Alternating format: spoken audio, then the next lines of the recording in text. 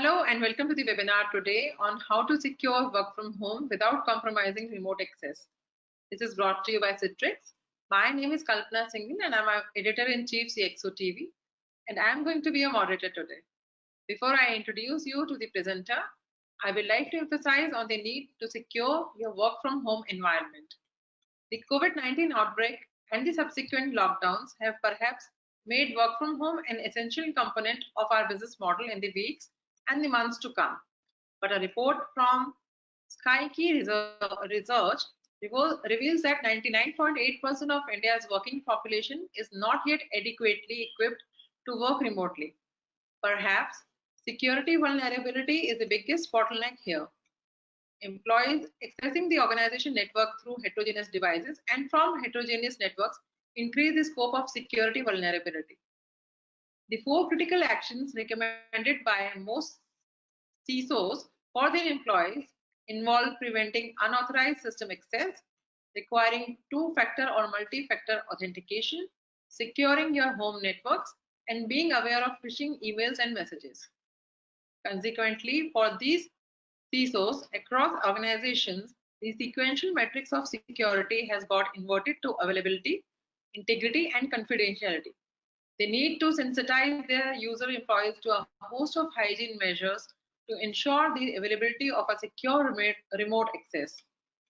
At the same time, they should look out for technologies that can help their employees access company files and data remotely. To hear more about such solutions without any more ado, let me introduce you to Satish Tikhe. Satish is a solution architect for the Citrix product line. In addition to pre-sales engineering, Satish is responsible for leveraging Citrix Alliance partners in India and helping them understand the value proposition of Citrix virtualization and workspace platform. Satish joined Citrix in 2013 and has over 14 years of industry experience working at various companies specializing in data center, IT infrastructure, network, and security. Welcome, Satish, and please walk us through the Citrix solution. Before I start with the presentation, right, I just wanted to assess what is the current situation and where we've been through, what we've been through and what we did so far. But at the same time, what lies next to us and what is the challenges which are coming up, right? I mean, so the agenda will cover briefly after that, but right now I just wanted to cover where we've been through, what we've been through, and where we are heading towards. So right now, if you look at the crisis, which started almost 3 years back in India specifically, you will see that that time we were not sure what to do, what will be the next thing, and how much it will go for, and all those things. We reacted to the crisis. We made some arrangement, and we started few users to work from home. As we progressed, as the lockdown got increased and all, we actually came to know that no, we have to extend all these things, and we actually reacted and we extended to that. We extended up to the extent now you will see that now this is becoming trend, now this is becoming a normal, and you will see that every organization is trying to make sure that some part of their employees will work from home forever, right? At least maybe 25%, 75%. Certain organization or bigger organization has gone up to that level that 75% of my workforce will work home at any given point of time, and that is becoming now normal. And people, I'm sure that this organization have understood that what it is and why it is beneficial for everyone to work from home as well, and that is becoming its normal. So if you look at overall industry, you will see that more and more customers are going into work from home or work from wherever you want. At the same time, the technology is little bit behind that vision. You will see that current VPN infrastructure or whichever way we are trying to we are trying for the users to work from home or work from remotely, they may not be sufficing. And I will cover in details that what are the challenges lying, and then we will talk about that how we can solve those problems, what are the solutions to solve the problem, and then we will look at the Citrix product line as well, that how to solve those problems, right? So if you look at the challenges, right, so employee had their own challenges when it started all that, how do I really work from home, and enterprise had the challenges also to work from home. Employee had like, how do I really work? I mean, I never work, maybe sometimes I have worked, but what about my PCs, my laptop, my own laptop, which are I used to use in home, will that suffice this requirement, right?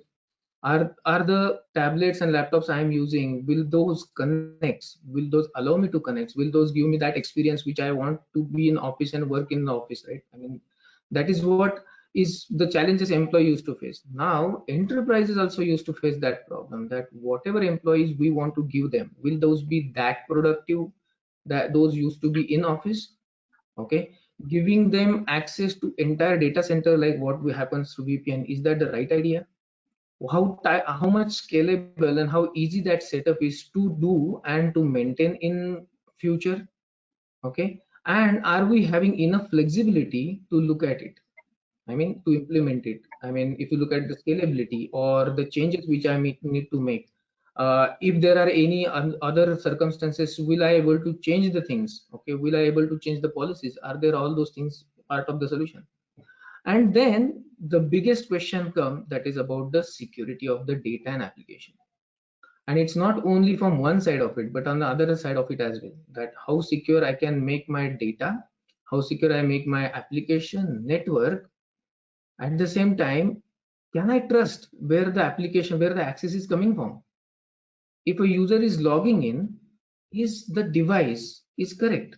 So if you look at the 4 points below, that is the last 4 points, you will see those are the points mostly talk about it. Any of these points are posing threat for my corporate network. How am I going to make sure that right user is accessing right information from the device that is not that will not create problem for my network? Ultimately, are the users or the device and the network are trustworthy? So that was the question every IT, or you can say every security expert would have, that is that device is coming and the user is coming, is that trustworthy? I mean, I'm not talking about the intentional or unintentional here. Anything is coming from outside, is that trustworthy? And that's what we talk about when it comes to zero security, right? Or zero trust security. So today's agenda, so we will try to understand what is trust. We'll try to understand what is zero trust when it comes to network connectivity and architecture. What is in the zero trust network, what is out in zero trust network, Citrix zero trust security outcomes, what are the outcomes we expect out of zero trust security, how do we really achieve that zero trust security, and in case really breach happens or you expect that there is some vulnerability or there are some intentional unintentional practices going on, then how can I make sure that those are closed or those are at least been monitored or taken care for the forensics or compliance reason? So that's how it would be. So let's jump on to the first question. What is trust? I'm sure everybody understands what is trust, right? And the picture also depicts it. Trust is a bidirectional belief established between two entities, that the other entity is what it claims to be. The person who says that I am, he's really that, and it will behave in expected ways during the duration of the interaction. So whenever there are interaction, it will expect it to be behaved in the same manner what he's claiming to be. Trust lead to access the capabilities between the entities and otherwise should not be possible. So the trust is basically allows everything to happen, every interaction to happen. So that is a definition of trust. But when it comes to network or architecture or our enterprise, what does the trust means when it comes to IT, right? When it comes to a zero trust, what it is, right? When we talked about, I mean, we talked about trust. Now trust is there, but what is zero trust now? Zero trust is a concept of secure network connectivity where the initial security posture has no implicit trust between different entities. So it believes that I don't know this person, I don't trust this person or the device. Okay, there is no trust defined, regardless of whether they are inside or outside. That's an important statement. So far, whenever we used to talk about trusted network or trusted user or LAN user for that matter, those are always inside network, inside users, right? And we say that those are trusted users. But you must have seen, and everybody has that experience, that most of the attacks had happened from that trusted network so far, right? So whether they are inside or outside of the enterprise perimeter. So zero trust starts with a default deny, and that's the firewall rules as well. That's how it starts, default deny, and grant access based on identity, who the user is, context, where he is coming from, what date he is coming from, what geolocation he is coming from, what is his device posture, what is his stage definition. So based on the user identity and his device identity, allow him certain application, access to certain data. If he is the right posture, allow him this application. If he doesn't seems to be a wrong, I mean, he doesn't seems to be coming from a right device or wrong device, then allow these applications to them. He is coming from certain geolocation, allow this access. He is not coming from that geolocation, allow other access. So it's all possible. That's what the zero trust is.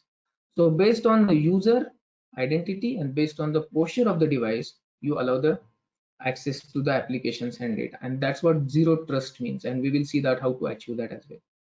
So when it comes to what is in and what is out, right?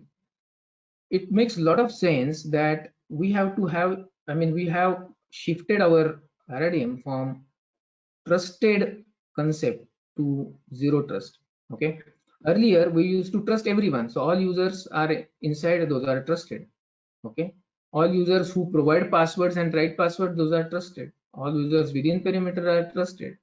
So it's not there now. I mean, when it comes to zero trust, we have to make sure that there is no trust of anyone, be it a device, be it a user, be it an identity, or be it the password. So no trust, limited time-bound trust is what it means. Just-in-time access. Whenever it is required, then only access is enabled. Just enough access, like your, you can say role-based access, based on his role, what he does in the organization, or what he's supposed to do during this period is what he will get access to. User and device context.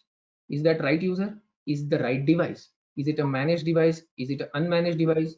Or is it a right patch device? Is this a right MAC address? It is a right IP address, or it is a right geolocation from where it is coming from? Based on that, enable access. Okay, so that is in passwordless access. You look at various parameters around it. The user identity first, then you can see that was the single sign-on, the right tokens and everything. So it doesn't need to be password because password can be compromised or can be brute forced. So all that is there. So instead of using just password, you use something else also. So make sure that the right user is accessing it. And the focus is main on the end user experience. So we should not deviate from it, because everything we are doing right now, maybe you can call it as a WFH, work from home or remote work or access from anywhere, whatever you call it as, it is for that user to have the same experience so that he is productive for the organization and he will continue to work like that, right? So that is what we talk about, what is in and what is out. Now, how do we really achieve this, right? I mean, I'm still not talking about a product, but I'm on the generic terms. How do I really want to achieve this? I wanted to set a stage of what is the complete spectrum of service needed to ensure secure access to users' apps and data, whether it is mobile device or whether it is from maybe his endpoint device or whichever endpoint. Before we even get into the giving access, needs to check if the device is compliant and if the security posture of the device is in line with the expectations. So you have to define these policies, that what type of data I will allow access, what type of user I will, device will allow this access to, where it is coming from. So all that compliance information has to be gathered. Once the compliance information is gathered, the broker will get the end user access to his or her apps and provide SSO. This is where security requirements like multi-factor authentication comes into picture. So first, we will check whether device is right or wrong. Then we will check the identification of the user. So we are not trusting the device, we are not trusting the user also. But when they are complied to our policies, which we will be writing, then they are trusted, or then they can come in and then they can access based on their roles. And again, as I said, what is in and what is out, in that they will access based on their, you can say, that time requirement or in time requirement. However, once the identification is done, so we did a device check, we did an authentication check, right? Now user is in and they are allowed to access, but then IDP cannot maintain that, right? I mean, you cannot keep on checking whether the user, whatever, whoever logged in is now accessing everything. You still have to little bit detrust here, saying that, okay, you might not be the user, somebody else is impersonating, so you never know. And then keep on monitoring what he is doing next. Okay, so that is what we talk about, again, zero trust, right? So however, once the identification is made, IDP has no visibility of the safety of the network the end user is using. So he is logged into the data center now or application. User can still click on malicious link and get compromised. So it's possible that on the web, or on the within the network or wherever it is, there might be some malicious links which he might click. For example, I received something in an email, right? He can click on that and he can still get access to something which he is not supposed to access. To ensure that the user has a secure access to web, and enterprise would have to place a secure browser solution which would filter unwanted software and malware from the user initiated traffic. So we will make sure that the information he is accessing from a secure browser session, okay, which means that there is an air gap between my data center and his access as well. So wherever he's accessing, okay, let him access, that's fine. But at the same time, I'll make sure that my data center is not compromised. And lastly, while the secure browser ensures the user safety, the proprietary data is still at the risk at the data center because he's still accessing it. So you can consider that I'm accessing a file in my data center, just a Word file, right? Now, if I'm accessing through VPN, there is no one who can stop me saying that I can copy paste some of the contents of the VPN and paste it on my endpoint, right? But then how do we really avoid that? Because you are already part of the network, you are coming into the network, right? And that's what we provide. So based on the policies which are written for the browser as well as for the virtual apps and desktop, which will be part of the suite, user will not able to take data out. Okay, so the proprietary data is still at the risk from being spared outside the organization by mistake by a rogue user. So virtual apps and desktop policies ensure that there is no data leakage from the SaaS apps or even virtual apps and virtual desktops. Okay, so if you look at it, what do we really want to have? I mean, when it comes to the device compliance, right? So your UEM solution or unified endpoint management solution or mobility management solution, you can detect the rooted or jailbroken devices. Device compliance can be taken care. Device encryption and threat defense can be also taken care. So you can check whether it is a right device, does that have right patches, does that have right defense mechanism like antivirus install on it, and it is coming from the right geo for that matter in that case. Then the user is identified. The identification user can be your Active Directory or it can be your Okta or anything like that. So provide identity, broker access across service providers, and conditional access and multi-factor authentication is part of it. So device is now compliant, user is now identified. Then it comes to a web access. So we filter the web access as well, and I will show you how do we really do that. So even user try to access a website, right? And do you think that, I mean, when it does like website they are accessing it from, there is no traffic or there is no problem which can create for the network? It's possible, because when they are accessing for the website, those websites can be compromised or anything, and still going through your proxy, but still there can be a little bit of chances of getting it compromised. And that's where we bring in something called as a secure web browser, where the browsing happens in isolated mode. Okay, so and we will show you about that. And then it comes to the final part of it, that is the virtual apps and desktop and the security of cut, copy, paste and printing for the applications or the data within the data center.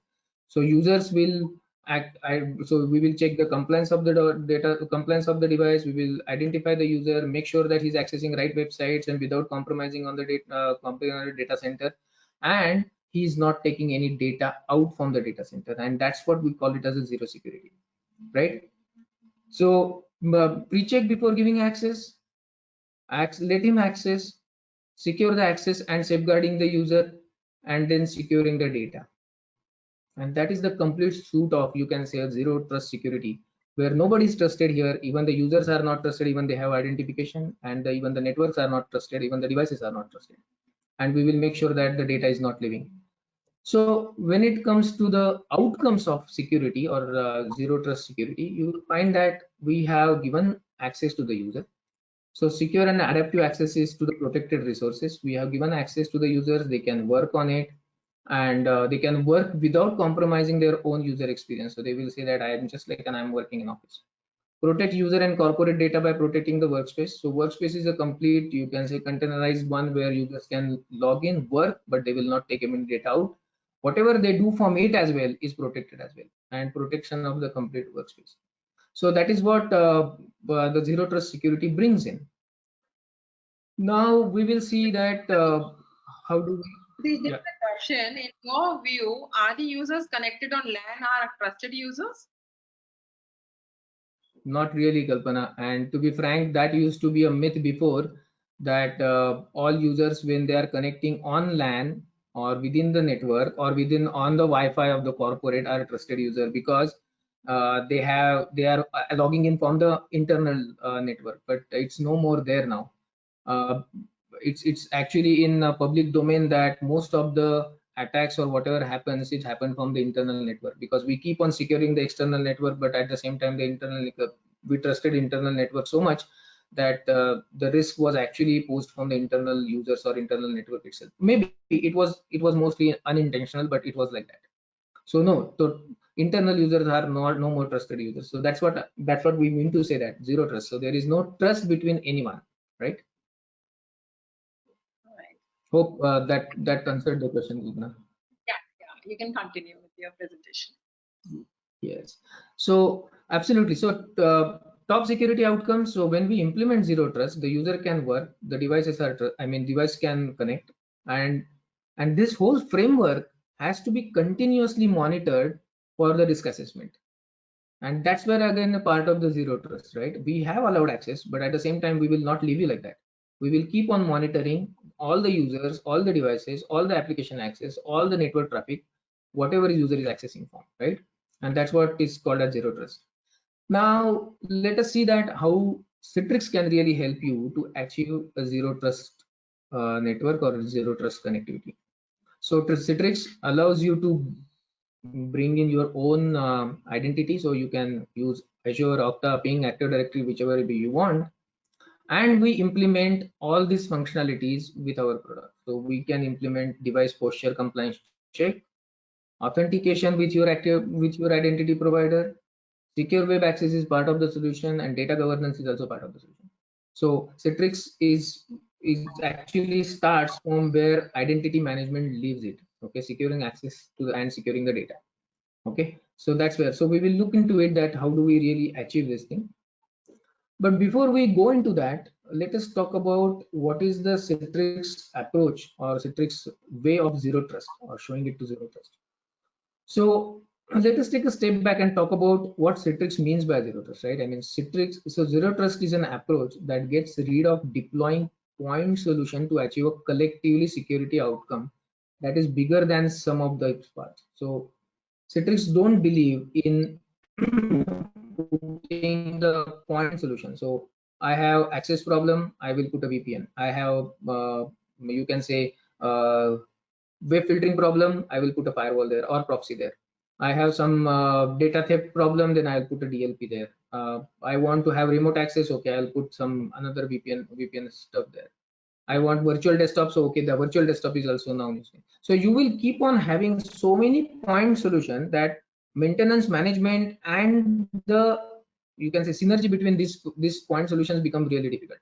So what Citrix believes is that it's a single suite of product, or you can say it's a single solution which will allow you to achieve what user require at the same time what IT requires, right? So there is also no notion to the automatic trust and trusted device, a trusted network or trusted URL. Nothing can be trusted automatically. Everything has to be evaluated, monitored, and not only at the time of initiating the session, but all throughout the session. As I said earlier, right? There will be a throughout monitoring of it. It is like when so this is actually, I don't know whether it's a good example or not, but yeah. So when you go home after a party and wife will keep on checking, you must be had alcohol, and that's what the zero trust is. If you found that you had alcohol, then the trust is lost, right? So zero trust network or zero trust architecture refer to a security concept and threat model that no longer assumes that actors, systems, or services operating from within the security perimeter should be automatically trusted. So as I answered Kalpana, so nothing is trusted here, and instead must verify anything and everything trying to connect to its system before granting access. Anything and everything. That's a crux of it. The term was coined by security analyst at Foster Research. The zero trust model is the response to the realization that the perimeter security approach isn't working because many data breaches happened because hackers, once they got past of the corporate firewall. So as I said earlier also, right, most of the breaches happened within the network. We're able to move through the internal system without much resistance, because once they come inside, there is no much resistance. There are no firewalls internally, right? Everybody's trusted. That's what the problem was. And also because the perimeter itself is no longer clearly defined, because the application and data stores are on premise and in the cloud, with the users accessing them from multiple devices and locations. So once they are inside the network, I mean, it's all available to the hackers as well, and anybody can access anything then, because now he's a part of the internal network. And that's the peculiar problem which when it comes to VPN, just a VPN. So traditional VPN, I will not go into the details of then containerized VPN access and all those things, but yes, traditional VPN, you will see that when user logs in, the device becomes part of that network, and then there is no control over it, because now you become part of that network and done, right? So the VPN doesn't care whether you have patched, unless it is policy driven. The device is patched, or device has an antivirus on it, or what type of traffic is going through, and there is no monitoring because it's a single SSL tunnel, and even the device cannot monitor inside the SSL tunnel. So Citrix brings you something called as contextual security. Okay, so now we have grouped multiple things here. So what earlier we said, that one is device, don't trust device. Group users, we will not trust the user also, even they are identified or they are authorized, or they are actually authenticated. And we will not trust the internal network as well, but we will keep on monitoring that. So if you want to do that all, then there are something called as unmanaged devices and managed devices with certain application on top of it, right? That is our the most compliant device. So we will implement the security based on how the device posture is, and we will allow them based on the device posture. What device are they using and what is the posture of device? So for unmanaged device, we will make sure that the basic data exfiltration prevention is there. We will have N-factor authentication for them, air-gapped internet access, air-gapped SSO, SAS SSO, and air-gapped internal CVAD access. CVAD means virtual apps and desktop access to them. So when it is coming from unmanaged devices, very you can say minimum capabilities will be provided to them. Now this is all policy driven, it all depends on what you want to do, but yes, this is what the conceptual security architecture when it comes to contextual security, right? So yes, we will provide them minimum access because these are unmanaged devices, and that does not comply with my workspace app. So workspace app is an application which Citrix will provide. I'll cover it in details as well. Now, if it is unmanaged devices, but it has got workspace app, so it's not part of the network, or we have not complied the devices, but the application presence is there. Okay, but still we will apply certain policies on top of it. So advanced data theft security, adaptive risk-based access, secure access to files in the cloud and on-premise, containerized native access to the apps and files, stronger device context for continuous auth and monitoring. So we will provide them little more privileges because they have workspace app installed, and this all access is granted through that workspace app. Okay, so they will not able to access outside that workspace app, through that workspace app, so that we can control and monitor the security of data. Now, and the next is we have everything there. So we have managed device with workspace app. So rich user context based security. So device is secure, user is secure. We have application on top of it, so we can containerize. Hardware containerization, hardened device full encryption of OS update per VPN. So all these functionalities are part of it. So you will have a complete, you can say, secured device along with authenticated user, and then provide the access. But again, this access is monitored. It's not like we will leave it like that. It's not like VPN. We will continuously monitor what user is doing. And in fact, when I will cover analytics, I will explain you that as well. So not only we will monitor, but we will have a behavioral analysis as well, that what user used to do before and what he is doing, or if there are any changes into it, right?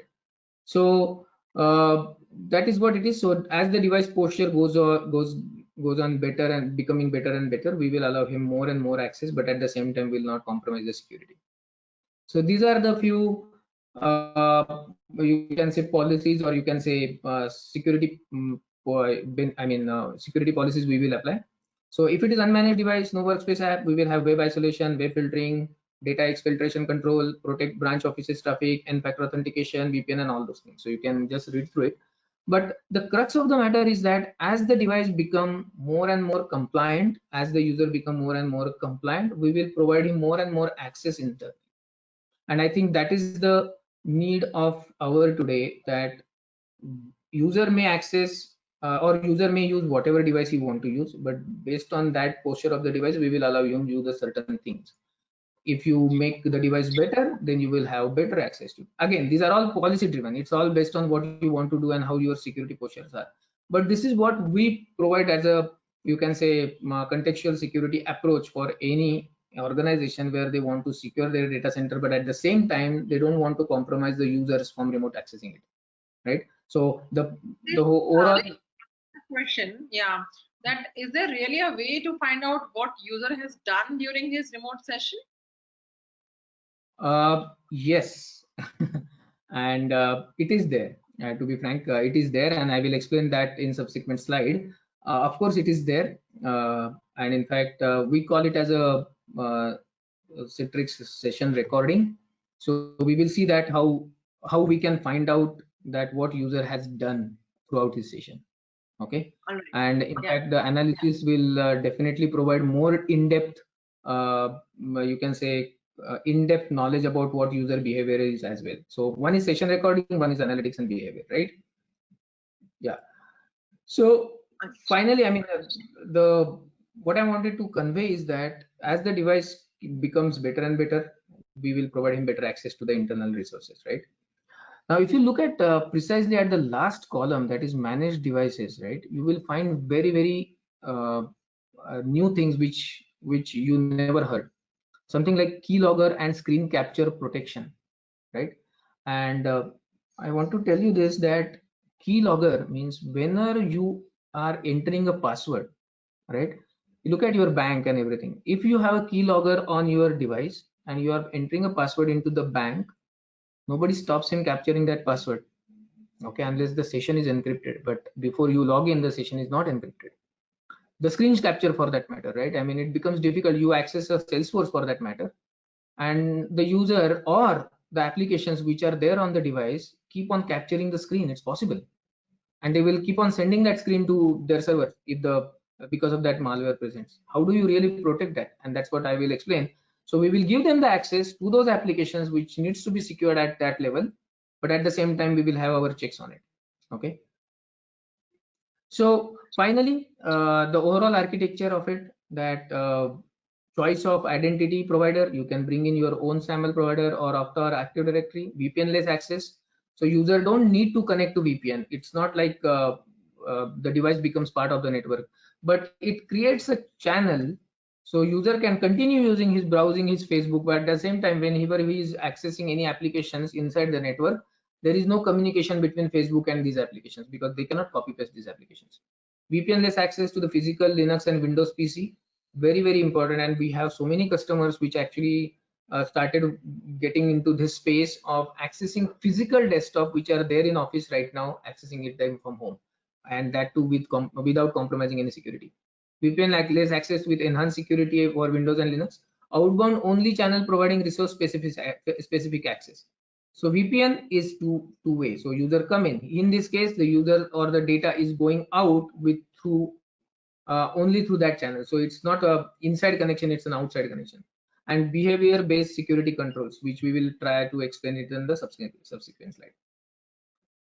So going forward, let us talk about how do we really implement it. I talked a lot about zero trust security, how the security is, what should we do, how should it be, and keylogger and all those things.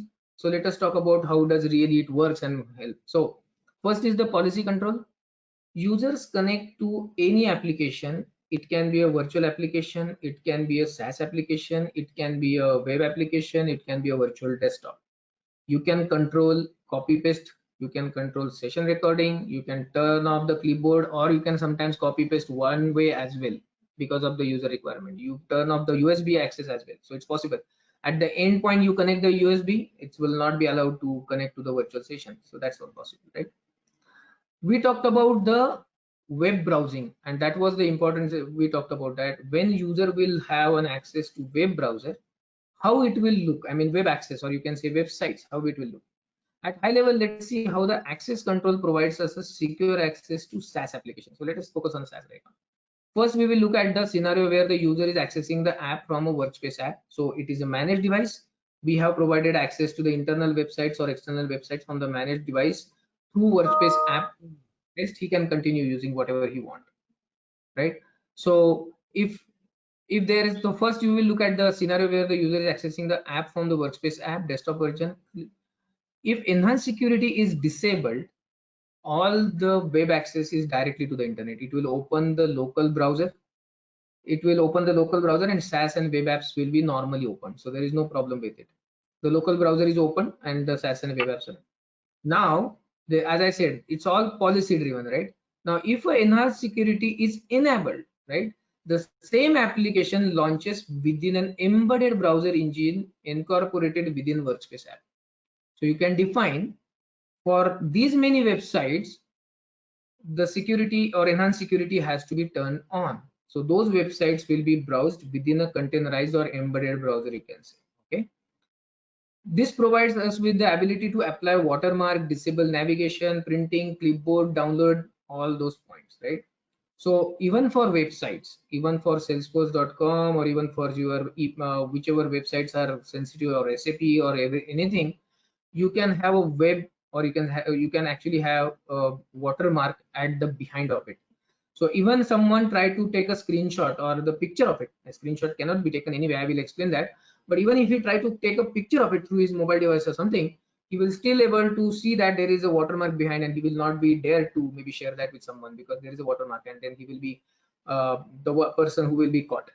So when I was explaining it to Kalpana, she asked about, can we really find out that, or what can we do? Yes, this is how, this is one of the method where we can find out who did what.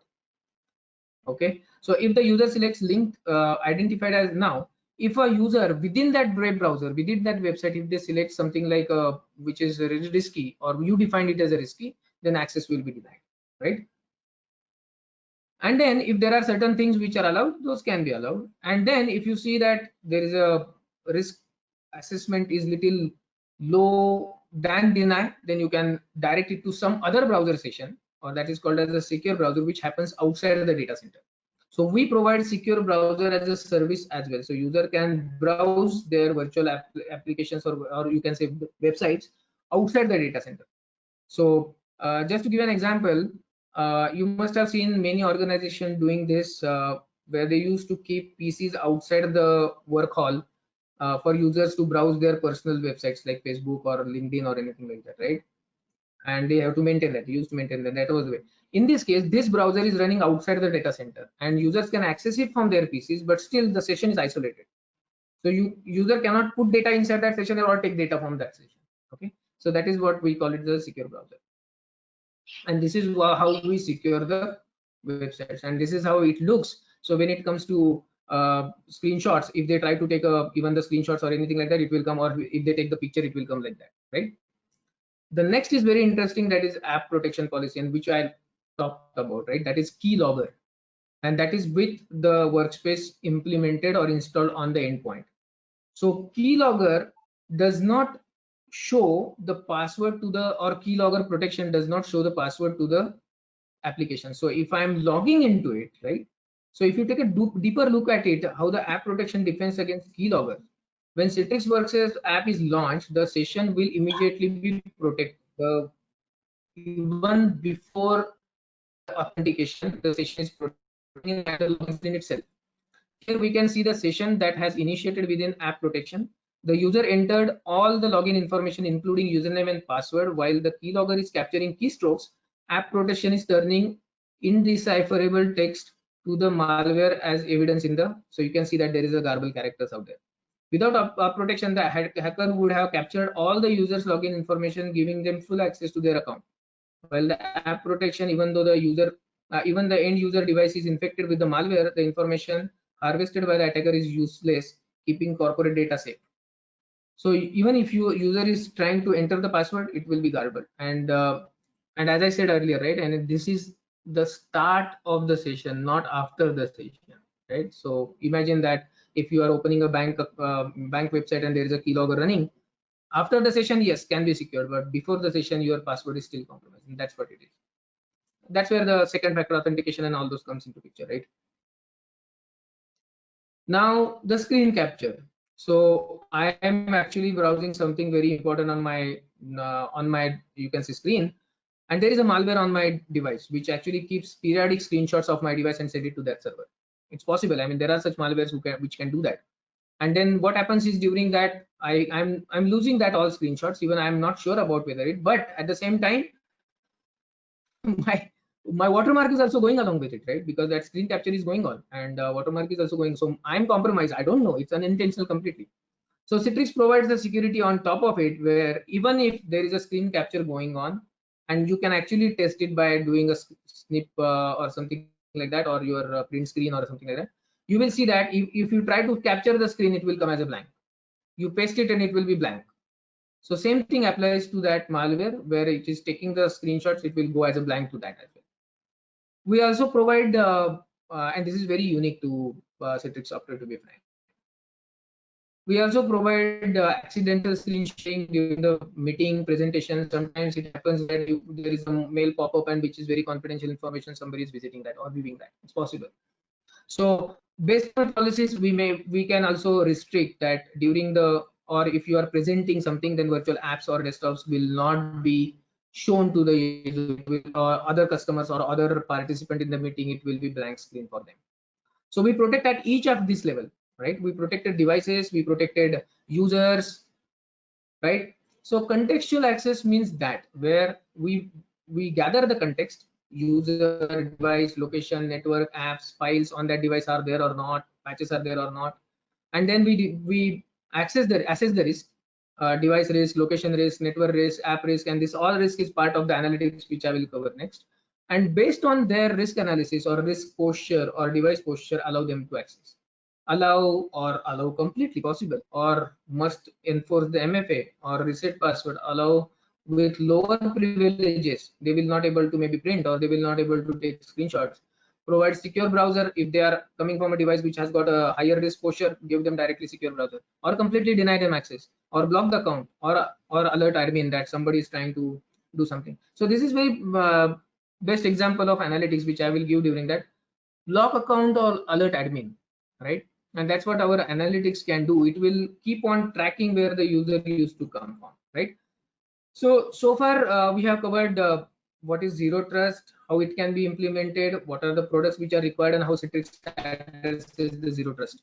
But at the same time, we never talked about that. How do we really monitor all that thing? We did not compromise the user experience. User has access to what he is supposed to access. But how do we really monitor that everything? And that's where Citrix Analytics comes into view. So Citrix Analytics is a central core of every access. One side it's a network users, one side it's a data center, or you can say resources, and that's where Citrix Analytics comes into picture. Apart from Citrix Analytics, which I will cover also, but we have something called as a session recording. When I explained it to Kalpana, session recording actually records the session of a user, what he has done throughout the day on his virtual applications and desktop. So even if for forensics, or even if for anything you have to find something that what user has done so far, you will able to find it here, and that's what session recording can do. Okay, so that is the part of the solution. What is Citrix Analytics? Again, as I said, it's a core component where it keeps on monitoring all the access, users and resources, and keep track of it. And this is AI based. It will keep track that what Satish used to do before, how much activities he used to do before, what he used to access it before, and now what he's accessing. In fact, he can analytics can, based on the access and based on they can actually put into the various risk categories based on you can say applications, or based on the users, based on their location, and provide those details to the administrator for taking the decision. In fact, sometimes he can take the decision itself as well. So it's possible that Satish used to access it from India, now he's accessing somewhere else. He is not how can it be? You can take access or block his account. It's possible. You can do that, and that's based on Citrix Analytics. So more than monitoring it, do monitor it. You can see that what user is doing and how the applications, how the scalability is, my servers are doing, everything is. At the same time, we are putting more emphasis on the you can say more emphasis on the behavioral analysis as well. So this is how Citrix Analytics shows to the user. You can see that this is how it shows. So I just detect and mitigate threats from the trusted internal users with malicious intent. easily identify high-risk users and drill down to the capabilities or on behavior like corrective actions, as I said earlier. So this is all analytics can do because it's a central part of it. So we now come to the end. That is the key takeaways from the overall presentation. And key takeaways: Citrix Workspace replaces your traditional VPN. As I said, there are limitations to the VPN, and we deliver something as a zero trust solution where users can continue accessing it, but we will not trust them. Citrix is the only vendor to provide security levels for BYO and managed device based on the posture. We will define the policies and make sure that right information is accessed because the device is not managed or the risk is very high for the device. It can mitigate threats from trusted internal users with malicious intent through the analytics. Make sure that everybody is aware whether it is trusted or untrusted. Easy to identify high risk user with drill down capabilities through analytics, right? So at the end, what can we do? So to address the business problems, malicious keyboard loggers steal user sensitive information, we have keylogger. Key logging. Protection of internal URLs that may be malicious, internet URLs that may be malicious. We have web filtering, we have browser isolation, and compromise BYO and unmanaged device sensitive information. We have secure BYO for Android, iOS, and security controls, analytics, and anti-spoofing. So overall, if you see that it's a complete solution, and again, it's a point solution. So it will be a complete solution, suite of solution where you can enable access to the user, but you will not compromising on your security without complicating your IT. So you won't implement the multi-point solution, but you will simplify it at the lowest cost possible. Thanks, Satish. That was quite an insightful presentation. So we are running with the polling, and the question is, what is that one prime reason for not implementing work from home for all users during this crisis of COVID-19? We have closed the poll, and 54% have voted, out of which 7% says user experience, 63% says data security, 22% says budget, and 7% says no solution available. So I think that is quite evident that everybody's, I mean, everybody was concerned about the security, right? Yeah. All right. And with this, we have one more question, and we'll run the polling for this, and we'll request all the participants to vote, which is on access to SaaS and web applications from anywhere is work from home. So we're just asking this. We are done with it, and 78% of the participants says yes, and 22% says no. I'm sure that everybody understand that work from home is not just web apps nowadays, right? I mean, there are quite a few applications which user need to access, which are internal and which are hosted inside the data center, or you can say outside the data center. And those are not web applications; those are mostly the thick applications. Also, sometimes possible, right?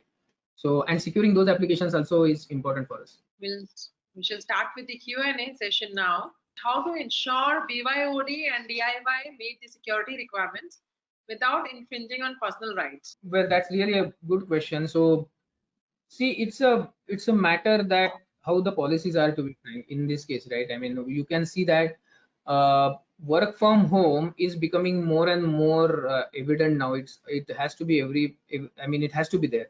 But at the same time, you are right that we should be more careful about we were not putting any, you can say, infringement on the users as well. So allowing them what they need to access throughout the day without compromising their experience, but at the same time making sure that they're accessing it from right device and the right user is accessing it. What is only required for them is what is important for us, and that's how we can provide them. So if I require only few applications, then I will be allowed to access only few applications or my file locations only. I am not supposed to access rest of the network. It happens when it comes to VPN because user logs into the VPN and then he has access to a complete network, because you cannot control what he can access once he's part of the network.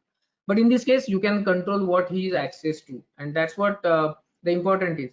So we are not putting any restriction on the users creativity or productivity, but at the same time we are protecting the corporate data centers as well. So that's how we have to implement it. All right. So how to recover in case of data breach or security lapse? And how should we look at security automation with the work from home becoming mainstream? Right. I mean, yeah, I mean, you are right. It's possible that sometimes it is there are security lapses, and you have to redesign your solution and find out what can be done best, because it is like access and then implement, again access and implement. That's what the security goes on. So in this case, if there are security lapses, you have to see what is gone wrong. So there are quite a few things which you can implement. One is definitely, as I shown, you can implement the watermarking part of it. So you will come to know that if who is the user who has actually done this. Second is implement something like session or screen recording, session recording, which I explained. So whatever he is doing throughout the work, it will be captured. So you will see that if he is trying to upload something or download something, where he has gone, which site he has visited, are there any malicious site here he is visiting which is not part of my control list. So you can do that. So that is one. Third is the analytics piece of it. In this case, the automation, that is your next question was about the automation. In this case, the automation is also addressed. So you continue monitoring the behavior of the users and find out that what user used to do so far, and then if the behavioral pattern is changed, then implement or then apply the rules on top of it. So maybe deny access or deny limited access, or provide only certain access to the applications, or control the access. So all that can be done. So you can automate as well that way. So how should we look at role-based access control more critically in the current situation when everybody is in work from home mode? So how exactly we can look at role-based access control? Well, again, as I said, right, role-based access control is the same concept where you provide access to based on what his role is or what he is expected to work on. So if he is an admin, then he will have access to only certain admin tools. If he is a developer, he will access to only his developing machines and developing tools and databases and whatever he requires to have access to. If he is from the admin or he is from the finance or something like that, he will only access to the financial applications and data to the pertaining to finance. If he's from HR, he will only access for HR. So that's the role-based access you can do. Similarly, for in a vertical scenario also, you can have certain role-based. So if I'm a manager, then I will have access to certain things. If I'm a maybe a entry-level developer, then I will have only access to the control set, or you can say control set of information to me. So that all can be done based on what user does, and then his application profile and his structure in the organization. So that can be done through Citrix role-based access from virtual apps and desktop perspective. Right, thank you. And I think we have some questions from our audience as well. Let me quickly check. Yeah, so Chandrasekhar has asked that what kind of internal attacks there will be?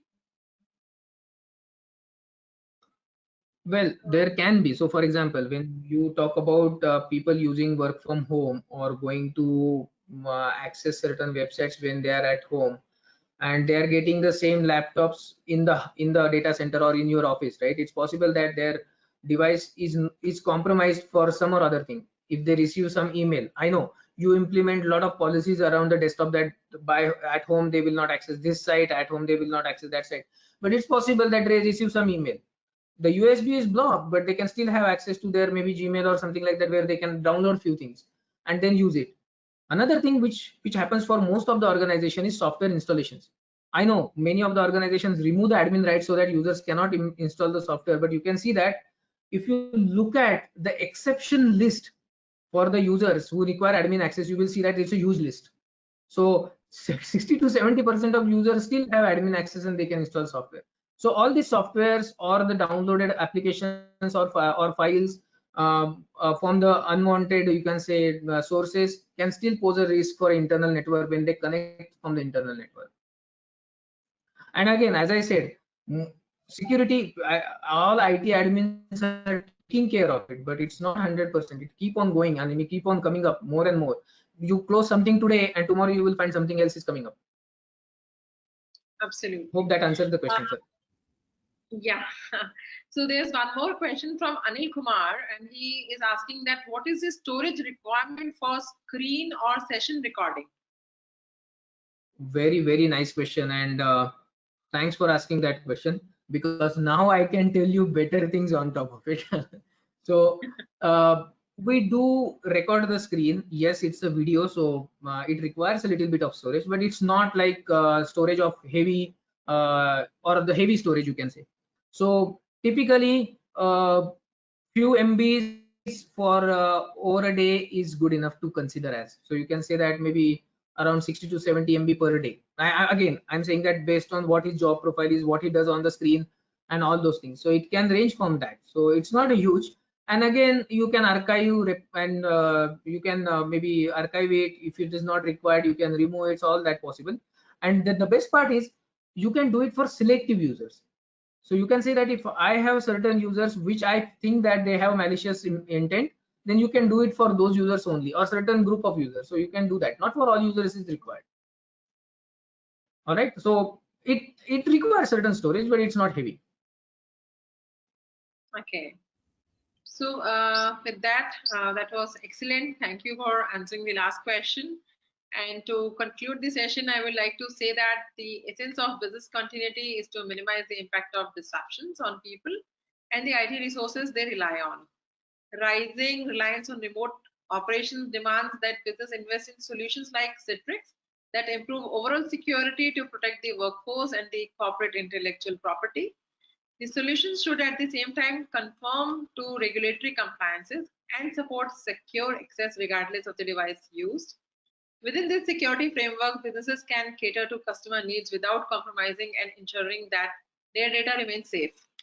Hopefully, some of the learnings from today's session will help you secure your remote work from home operations better in the coming days. Thank you, Satish, for sharing the information with our attendees, and I want to thank everyone for joining us and really appreciate your time. Stay tuned to our social media channels, stay safe, and take care. For more updates from CXO TV, please like and subscribe to our channel.